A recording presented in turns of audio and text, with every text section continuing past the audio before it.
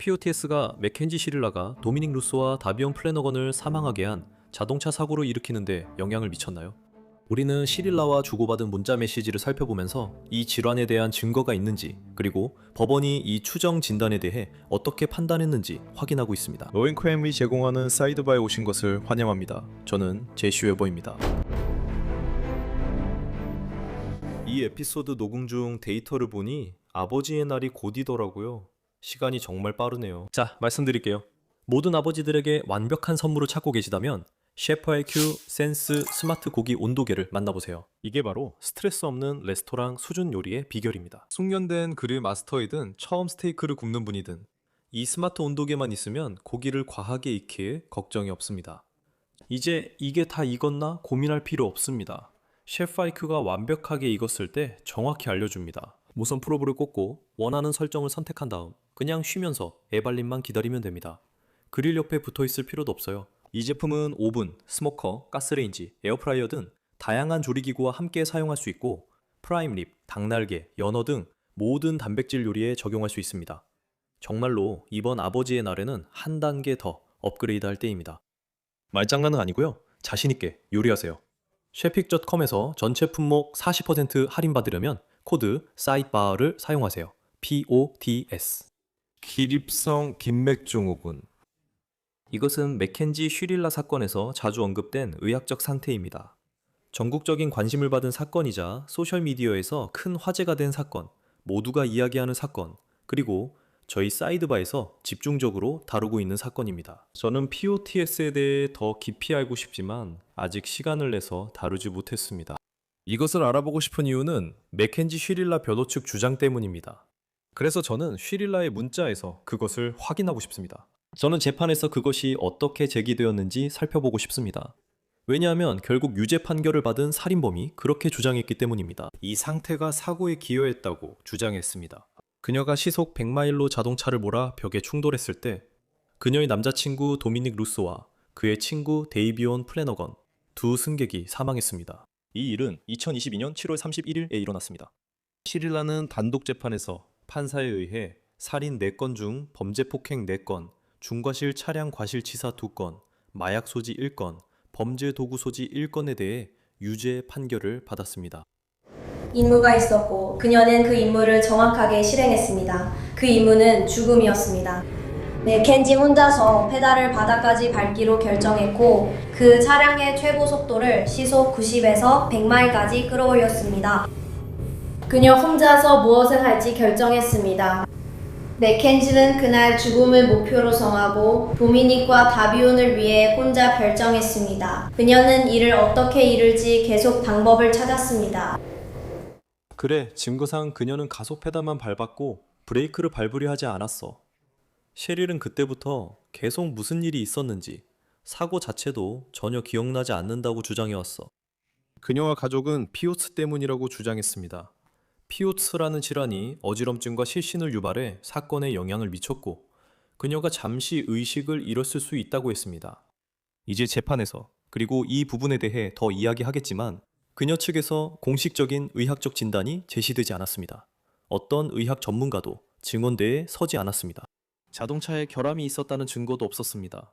심각한 음주 상태였다는 증거도 제시되지 않았습니다. 그래서 제시된 증거는 본질적으로 적어도 검찰 측에서는 그녀가 이것을 의도적으로 했다는 것이었습니다. 그리고 2023년 재판에서 유죄 판결을 받은 후 그녀는 2037년부터 가석방이 가능한 종신형을 선고받았습니다. 그리고 이제 그녀는 넷플릭스 다큐멘터리 더 크래시 때문에 뉴스에 자주 등장하고 있습니다.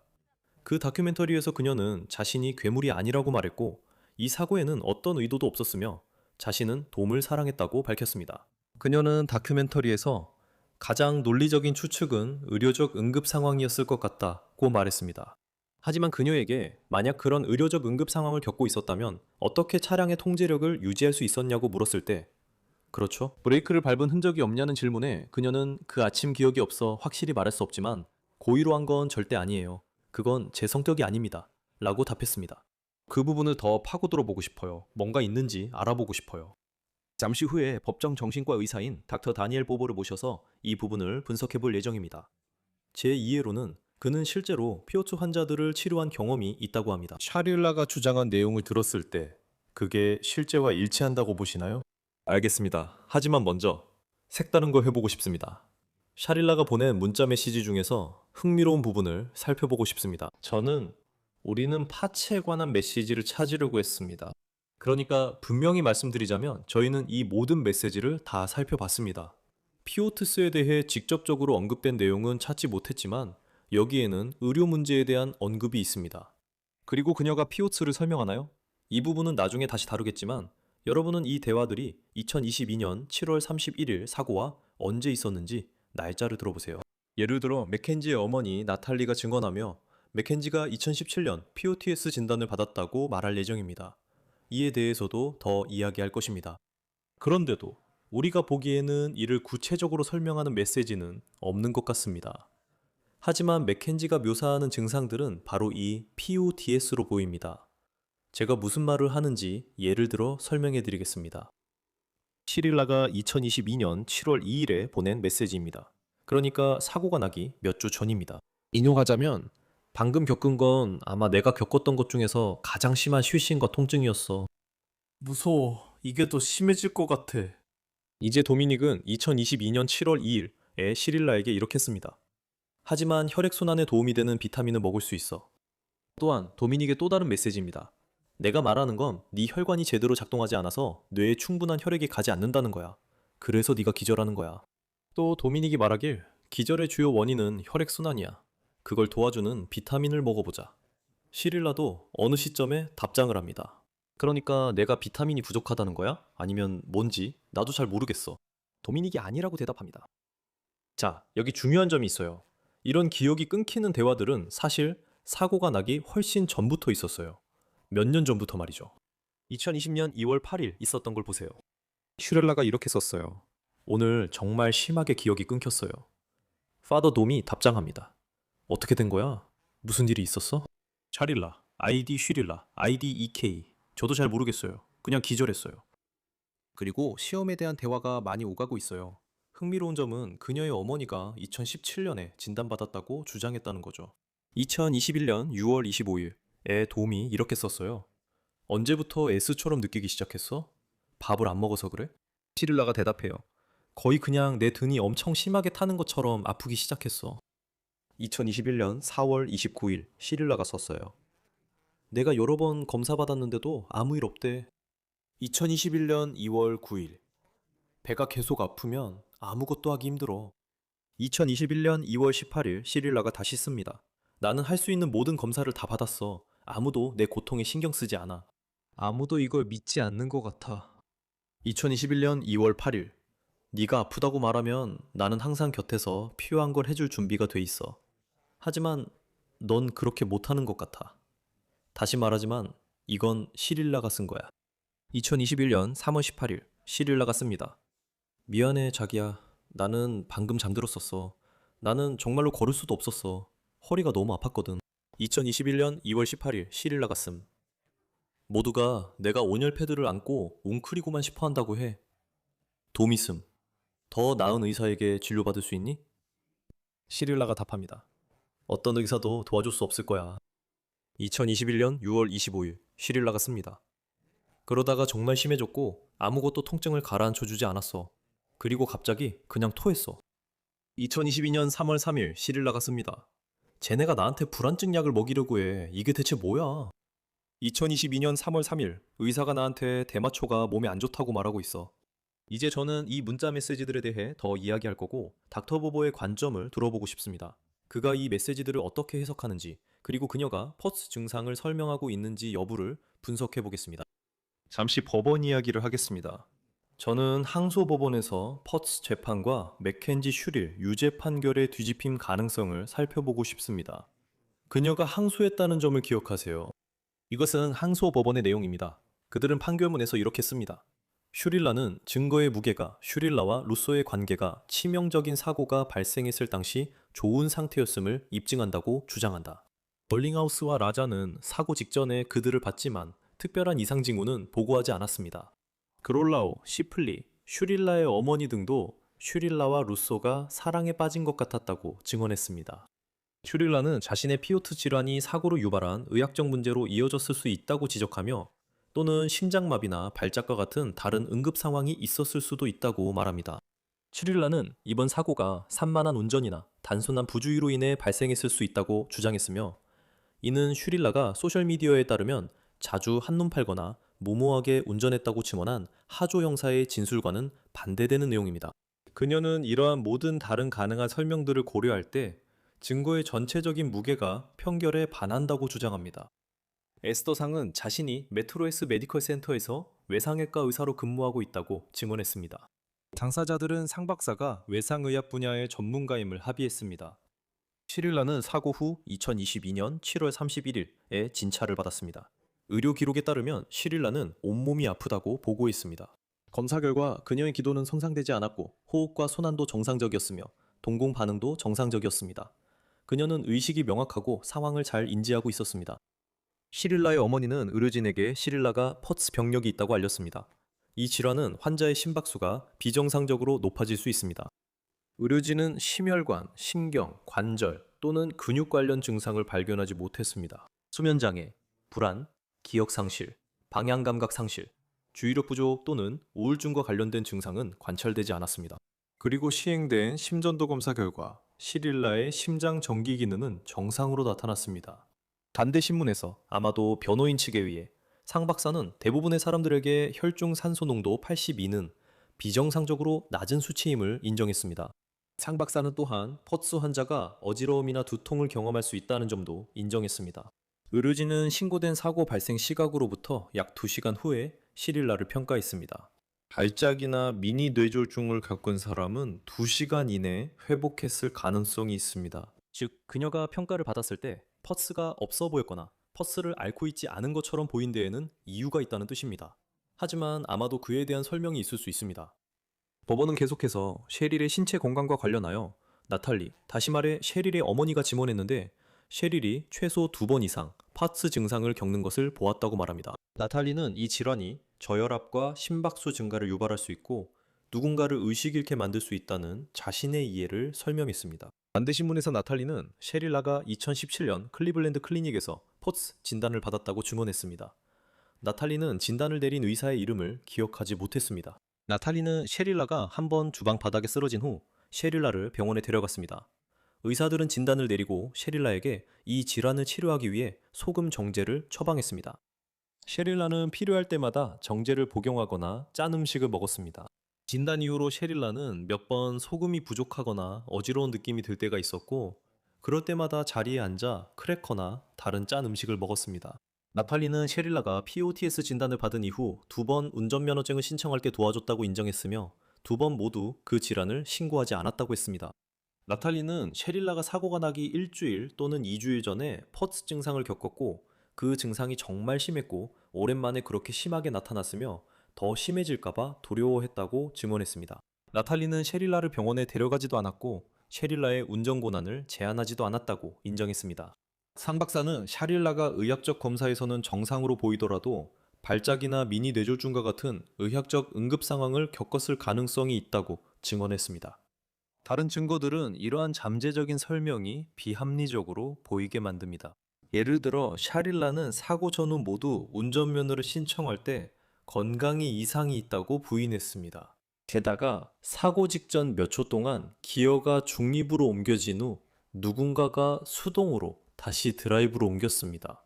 샤릴라가 동시에 가속 페달에서 발을 떼지 못하거나 브레이크를 밟지 못하게 하면서도 의도적으로 기어를 조작할 수 있었던 어떤 의학적 상태가 있었다는 증거는 제시되지 않았습니다.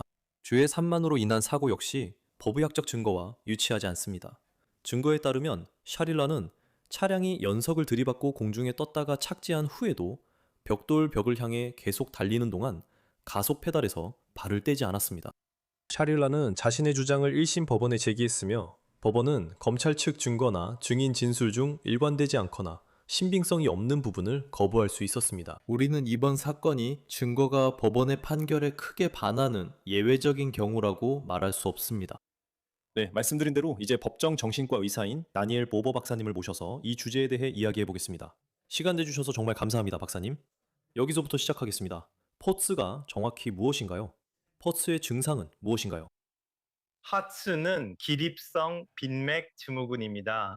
이것은 본질적으로 일어설 때 심박수가 증가하지만 혈압은 변하지 않는 증후군입니다. 하츠의 증상으로는 어지러움, 떨림, 피로감 등이 있을 수 있고 실제로 기절하거나 실신하는 것은 다소 드뭅니다. 그래서 보통 그런 증상은 잘 나타나지 않습니다. 그래서 의식을 잃거나 기절하거나 무슨 일이 있었는지 기억하지 못하는 것은 당신의 경험상 퍼스 환자에게서는 드문 일이라고 말씀하시는 거군요. 퍼스 때문에 그런 증상이 나타나는 것은 흔하지 않다는 말씀이시죠? 그래서 아주 자주 파츠는 혈관 미주신경성 실신이라고 불리는 것과 함께 나타나는데 여기서 실신은 일시적인 의식 상실이 실제로 발생해서 환자가 기절하게 됩니다. 이 사례에서 흥미로운 점은 진짜 포츠의 경우에는 기절하는 일이 흔하지 않다는 것입니다. 그리고 누워있거나 앉아있는, 즉 자동차를 운전할 때처럼 그런 자세에서는 기절하는 일이 훨씬 더 드뭅니다. 보통은 서 있을 때 퍼스 증상이 나타나는 것을 기대하게 됩니다. 말씀해 주셔서 다행입니다. 제가 지난 몇 주간 이해하려던 부분이 바로 그거였어요. 피오테스를 조사해 보면 주로 서 있거나 걷는 상황 얘기가 많아요. 그런데 차 안에 앉아 있을 때도 증상이 나타난다는 거죠. 저도 그게 어떻게 영향을 주지? 그냥 앉아 있는데? 라는 의문이 들었어요. 만약 누군가가 격렬한 언쟁을 하거나 화가 나 있는데 앉아서 운전하고 있다면 심각한 퍼스 에피소드가 발생해서 합병증이 생길 수도 있을까요? 그리고 누군가 어지럽거나 머리가 띵하거나 심지어 실신하는 경우가 있을 수 있나요? 예를 들어 논쟁 중에 운전하면서 그런 일이 생길 수 있는지 그냥 반론을 제기하는 겁니다. 가능성은 있지만 그럴 확률은 높지 않습니다. 알겠습니다. 그런 일이 정확히 맞는 시간이나 순간에 일어나야 합니다. 알겠습니다. 그리고 의도적으로 움직일 수도, 자동차를 조종할 수도 없을 겁니다. 가속이나 감속도 못하고 각도를 틀어 방향도 못 바꿀 거예요. 그래서 정말로 기절해서 의식을 잃었다면 그녀가 했다고 주장하는 이런 의도적인 움직임을 할 수 없었을 겁니다. 이렇게 여쭤보겠습니다. 그런 일이 가능합니까? 누군가가 퍼스 증상을 겪고 실제로 무슨 일이 있었는지 기억을 못할 수도 있습니까? 무슨 일이 있었는지 기억이 없을 수도 있나요? 만약 누군가가 실신 에피소드를 겪고 의식을 잃었다면 블랙아웃 중에 기억을 잃는 것이 가능합니다. POTS 환자는 어떻게 치료하나요? 그래서 여러 가지 약물을 사용합니다. 예를 들어 그중 하나는 미도드린이라고 불리는 약으로 증상을 완화하기 위해 사용합니다. 하지만 파츠의 병태 생리는 매우 복잡합니다. 면역계, 신장계, 신경계가 모두 관련되어 있습니다. 치료하기가 매우 어려운 질환입니다. 그리고 정신과 의사로서 제가 말씀드릴 수 있는 것은 파츠가 우울증, 불안증, 신체화 증후군과 같은 다른 질환들과 자주 동반된다는 점입니다. 그리고 신체화란 본질적으로 심리적 고통이 신체적으로 표현되는 것을 의미합니다. 그래서 파츠 환자들은 종종 정신과적 증상을 동반합니다. 그리고 흥미롭게도 여성은 남성보다 5배나 더 많이 영향을 받습니다. 그리고 그게 맥켄지 시렐라를 생각해보면 흥미로운 점이죠. 그렇죠? 이런 이야기가 있었잖아요. 이 에피소드에서. 그녀가 자살을 시도한 게 아니냐는 대화가 있었죠. 그녀가 그러니까 불안했나요? 우울했나요? 아시다시피 제가 아까 그녀의 어머니가 증언하거나 말했던 내용을 언급했죠. 그녀가 시렐라를 병원에 데려갔고 2017년에 클리블랜드 클리닉에서 POTS 진단을 받았으며 의사들이 그녀에게 이 상태를 치료하기 위해 소금 정제를 처방했고 필요할 때 짠 음식을 먹으라고 했다고 했습니다. 그게 이해가 되시나요? 글쎄요, 확실히 그렇게 하면 활액량이 증가할 것이고 그것이 퍼스 증상을 예방하는 데 도움이 되는 방법 중 하나일 수 있습니다. 하지만 제 생각에는 안타깝게도 그녀는 범죄 이후의 일부 행동 때문에 그다지 동정심을 불러일으키는 인물은 아니었던 것 같습니다. 그리고 어떤 면에서는 그녀가 소셜미디어를 통해 인생을 살아온 젊은 세대를 바라보는 기성세대의 상징적인 인물이 된 것 같다고 생각합니다. 그리고 많은 사람들이 그녀의 행동을 뉘우침이 부족한 것으로 해석했다고 생각합니다. 그래서 저는 이 문제를 바라보는 데 있어서 기성세대와 Z세대 사이에 세대 간의 간극이 있다고 생각합니다. 그녀를 상대로 한 증거가 단순히 가속 페달, 기어 변속 레버, 차량의 위치, 그리고 벽에 충돌한 방식에 관한 것만이 아니었다는 것은 의심의 여지가 없습니다. 또한 그녀가 사건 이후에 보인 행동, 즉 반성의 기미가 없었던 점에 대한 증거도 있었습니다. 검사는 바로 이 점을 지적했습니다. 그리고 그녀가 사전에 그 도로를 미리 살펴봤다는 증거도 있었죠. 즉 계획적인 범행이었다는 것입니다. 이처럼 많은 증거가 있었습니다. 메시지로 다시 돌아가 보면 제가 아까 언급했듯이 그녀는 자신이 복통이 있다고 썼고 허리 통증이 있다고도 썼습니다. 그녀의 말에 따르면 매우 심각했다고 합니다. 퍼츠 환자에게 흔한 증상인가요? 그게 우리가 말한 신체화 증상입니다. 신체적인 증상이 자주 나타나고 그게 심리적인 고통의 신호일 수 있다면 그게 신체화 증상일 수 있습니다. 그러니까 다시 말해서 제가 제대로 이해하고 있다면 그녀가 포츠 증후군과 다른 질환들을 함께 가지고 있었을 가능성도 완전히 배제할 수는 없다는 거죠. 하지만 그게 사고가 발생한 바로 그 순간에 기여한 요인일 가능성은 매우 낮고 거의 없다고 볼 수 있습니다. 제가 제대로 이해하고 있는지 확인하고 싶었습니다. 네, 맞아요. 맞습니다. 지금 항소의 초점은 명백히 유죄나 무죄에 있지 않습니다. 절차적인 문제에 근거하고 있습니다. 여기서 파스가 실제로 관련됐다면 변호인의 조력이 효과적이지 않았다고 볼 수 있나요? 그녀의 변호인은 의료 전문가를 증인으로 세우거나 기록을 제출하거나 POE 테스트로 그녀를 치료하던 주치의와 상담하는 등의 의무가 있지 않았나요? 이 모든 것들이 부모님들이 반드시 했어야 한다고 주장할 만한 부분이라고 생각합니다. 의료 전문가를 증인으로 부르지 않은 점이 흥미로운가요? 네, 저도 그렇게 생각합니다. 그리고 이 시점에서는 뭐든지 시도해보고 뭐가 통하는지 보자는 생각이 드네요. 이게 꼭 퍼스가 여기서 요인이 아니었다는 뜻은 아니지만 처음부터 그게 변호 전략으로 제시되지 않았다는 점이 참 이상하다고 생각합니다. 그리고 다시 한번 말씀드리지만 누가 저에게 제시 이걸 놓쳤어요 라고 말해주지 않는 이상 저는 메시지들을 다 확인했지만 샤릴라가 샤릴라에게 보낸 문자 메시지는 못 봤습니다. 제가 틀렸다면 알려주세요. 수년 동안 그녀가 피오테스에 대해 구체적으로 언급한 적이 있는지요? 만약 제 말이 맞다면 그게 이상한 건가요? 다시 말씀드리지만 그녀가 그 병으로 진단받았다는 증언이 있기 때문입니다. 하지만 동시에 그녀가 겪고 있는 통증에 대해 이야기할 때 그 병에 대해 언급하지 않습니다. 그게 이상하게 느껴지시나요? 아니면 혹시 그녀가 자신이 그 병을 가지고 있다는 걸 몰랐을 수도 있을까요? 저에게는 이상하게 느껴집니다. 그리고 이런 것들은 제가 알고 싶은 부분이기도 합니다. 그녀가 포츠를 치료해주던 의사를 얼마나 자주 만났는지, 진료를 얼마나 자주 받았는지 궁금합니다. 그 기록들에는 그녀의 증상이 얼마나 활발하게 나타났는지, 얼마나 자주 발생했는지, 그리고 그 증상들이 그녀의 일상생활에 어느 정도 영향을 미쳤는지에 대해 뭐라고 나와 있었나요? 모두 중요한 질문이지만 우리가 잊지 말아야 할 것은 이 피고인이 17세라는 점입니다. 그리고 루퍼대 사건에서 대법원이 시모스 사건에서 이 연령대 사람들의 상대적인 미성숙함과 책임 능력의 감소를 인정했습니다. 또한 이것이 그녀에게 책임이 없거나 처벌받지 않아야 한다는 의미도 아닙니다. 하지만 대법원이 말했듯이 품위의 기준은 계속 변화하고 있습니다. 그리고 이 연령대의 사람들이 때때로 생각 없이 행동하고 때때로 자신의 행동이 미래에 미칠 결과를 따지지 않고 행동한다는 사실을 인식하는 것입니다. 그래서 저는 우리가 범죄 이후의 행동이 사람들에게 불쾌감을 줬다는 점만큼이나 그 관점에서도 이 문제를 바라봐야 한다고 생각합니다. 그리고 보내드리기 전에 잠깐만요. 다큐멘터리에서 그녀가 한 말이나 재판 중에 그녀가 어떻게 행동했는지 보셨는지 모르겠습니다. 직접 그녀를 인터뷰할 기회는 없으셨겠지만 그녀의 행동이나 태도에서 눈에 띄는 점들이 있었을 것 같습니다. 그것에 대해 어떻게 생각하십니까? 다시 말하지만 결국 이야기를 어떻게 전달하느냐에 달려 있습니다.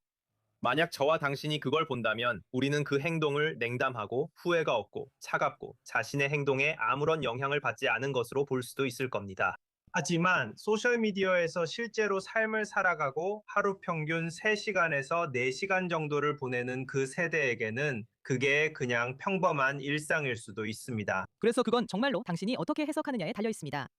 하지만 그녀가 그런 행동을 한 것의 의미를 생각해보면 그녀가 그렇게 행동한 것이 자신에게 전혀 도움이 되지 않았다고 생각합니다. 닥터 다니엘 보버, 항상 그렇듯이 나와서 의견을 주셔서 감사합니다. 감사드립니다. 고마워요, 제시. 그리고 지금까지 사이드바에서 여러분께 전해드릴 소식은 여기까지입니다. 함께 해주셔서 정말 감사합니다. 그리고 항상 그렇듯이 유튜브, 애플 팟캐스트, 스포티파이 등 팟캐스트를 들으실 수 있는 곳 어디에서든 구독해주세요. 또한 MBC의 피콕에서도 저희를 시청하실 수 있습니다. 저를 팔로우하고 싶으시다면 X, 인스타그램, 그리고 제 뉴스네이션 쇼 제시 웨버 라이브를 월요일부터 금요일까지 동부 시간 기준 밤 11시에 시청하실 수 있습니다. 다음에 또 뵙겠습니다, 여러분.